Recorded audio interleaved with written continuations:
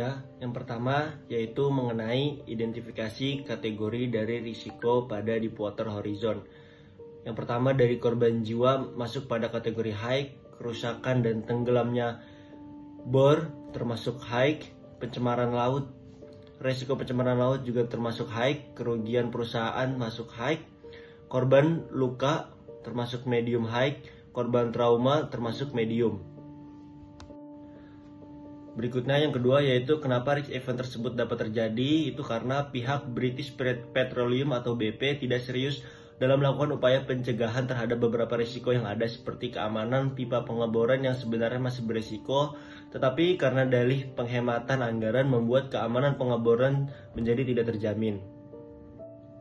Berikutnya yaitu merupakan tindakan apa saja yang sudah dilakukan dan belum dilakukan oleh perusahaan dalam mengatasi risiko tersebut. Yang pertama, untuk yang tidak dilakukan pada perusahaan yaitu yang pertama sistem alarm yang tidak berfungsi. Pihak BP tidak melakukan pengujian terhadap sistem alarm yang terpasang pada pipa pengeboran dan area sekitar kilang untuk mendeteksi gas beracun, kebakaran dan gas mudah terbakar, sehingga pada saat sebelum ledakan dan saat terjadi ledakan tidak ada satupun alarm yang bunyi. Yang kedua yaitu tidak memperbarui keamanan pipa pengeboran. Pihak British Petroleum atau BP tidak secara sesama melakukan pengujian terhadap keselamatan pipa pengeboran. Hal itu dikarenakan pihak BP yang memilih penghematan anggaran karena jadwal eksplorasi yang sudah lewat dari target yang telah ditentukan. Awalnya pimpinan perusahaan Transocean selaku pengelola pengeboran kilang minyak tidak ingin terburu-buru melakukan kegiatan eksplorasi karena hasil tes tidak menunjukkan tingkat keselamatan yang ideal, tetapi pimpinan BP berasumsi bahwa hal tersebut terjadi karena kesalahan sensor pembaca yang terdapat dalam alat tes tersebut. Berikutnya yaitu blowout preventer atau BOP yang tidak diperbaiki. Pihak perusahaan tidak melakukan uji fungsional yang lebih lanjut terhadap mesin BOP. Mengingat BOP sangat penting untuk mencegah atau meminimalisir proses ledakan, membuat pengecekan terhadap BOP sangat penting. Pada kebakaran di Deepwater Horizon, salah satu penyebab kejadian adalah karena kegagalan sistem BOP untuk mencegah semburan panas jika kontrol lumpur kewalahan. Kemudian saya akan menjelaskan mengenai akibat-akibat dari kejadian pada film Deepwater Horizon. Yang pertama adalah dari bahaya kimia, chemical hazard. Minyak bersifat semi-volatil secara fisik, yang dapat menguap ke udara dan akan menciptakan uap berat, yang tetap berada di dekat tanah pada zona pernafasan manusia. Ini akan terjadi dengan skenario ketika angin membawa asap atau uap minyak, semprotan mengandung tetesan kecil yang pada dasarnya adalah asap. Pada artikel The Gulf Oil Spill yang ditulis oleh Gina Solomon, menjelaskan bahwa orang-orang yang menghirup bau minyak di udara secara terus-terusan dapat menderita mual, muntah, sakit kepala, dan kesulitan bernafas. Minyak mengandung hidrokarbon yang beracun dan mengiritasi kulit dan cara bernafas yang dapat menyebabkan efek jangka pendek kesehatan akut seperti mual, sakit kepala, dan pusing. Untuk efek jangka panjang dapat menyebabkan kanker, kerusakan neurologis, dan reproduksi. Minyak juga mengandung logam berat seperti merkuri, arsenik, dan timbal yang bersifat karsinogenik bagi manusia dan hewan apapun. Selain itu juga akan mencemari sumber air minum. Itu akan memasuki tubuh kita melalui rute menelan. Hidrokarbon dan logam berat dalam minyak akan tertanam dalam tubuh kita dan akan menyebabkan penyakit akut atau serius bagi kesehatan manusia.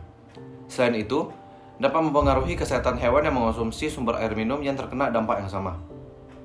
Kemudian dari akibat yang kedua adalah dari bahaya kebakaran atau fire hazard. Tumpahan minyak dapat menyebabkan timbulnya kebakaran. Pada film Deepwater Horizon, akibat ledakan dari tumpahan minyak tersebut menyebabkan 11 orang tewas. Dan akibat yang ketiga adalah stress insiden traumatis atau psychological hazard. Dari kejadian tumpahan minyak, para pekerja akan mendapatkan stres akibat peristiwa traumatis yang dapat mempengaruhi kesehatan mental dan juga emosional mereka. Mereka mungkin mengalami kecelakaan tragis yang menyebabkan kematian atau cedera serius pada rekan kerja mereka di depan mata mereka. Selanjutnya, saya akan menjelaskan keadaan perusahaan dan kilang pasca kejadian di Deepwater Horizon. Pada tanggal 20 April 2010, ledakan pengeboran minyak di Deepwater Horizon menewaskan 11 orang. Bor terbakar selama 36 jam sebelum akhirnya tenggelam ke dasar laut. Selanjutnya, 30 Mei, tumpahan minyak sampai ke pantai Louisiana. Dan Amerika Serikat mulai melakukan penyelidikan kriminal. Selanjutnya, pada tanggal 16 Juni, BP sepakat mengeluarkan dana 20 miliar US dollar untuk membayar klaim dari nelayan dan bisnis lainnya yang terganggu akibat tumpahan minyak. Selanjutnya, 1 Juli, tumpahan minyak mencapai lebih dari 140 juta galon, terburuk dalam sejarah tumpahan minyak. Selanjutnya 8 September, dalam sebuah laporan setebal 193 halaman, BP menuduh kontraktor sumur Halliburton dan pemilik bor Transocean bertanggung jawab atas insiden. Keduanya membantah. Selanjutnya 19 September, BP berhasil menutup bocoran. Pada 15 Desember, AS resmi ajukan tuntutan hukum kepada BP dan rekannya. 12 Januari 2011, laporan Komisi Pemerintah menyatakan penghematan BP menyebabkan bencana. Selanjutnya 2 Maret 2012, beberapa hari sebelum sidang, BP dan pengacara penggugat capai kesepakatan penyelesaian. Selanjutnya 15 November, BP sepakat bayar 4,5 miliar US dollar ke pemerintah AS. 2 pejabat BP didakwa pembunuhan dan mantan kepala eksekutif didakwa berbohong. Selanjutnya, pada tanggal 28 November, BP untuk sementara waktu dilarang dari kontrak Amerika Serikat. Setelah ledakan 20 April di area Deepwater Horizon yang menewaskan 11 pekerja, BP bertanggung jawab atas kejadian tersebut, mengatakan pihaknya menyedot 6.000 barel minyak per hari. Jumlah tersebut seperempat dari seluruh muntahan minyak setiap hari. Departemen Marga Satwa dan Perikanan Louisiana mengatakan lebih dari 600 spesies hewan terancam mati.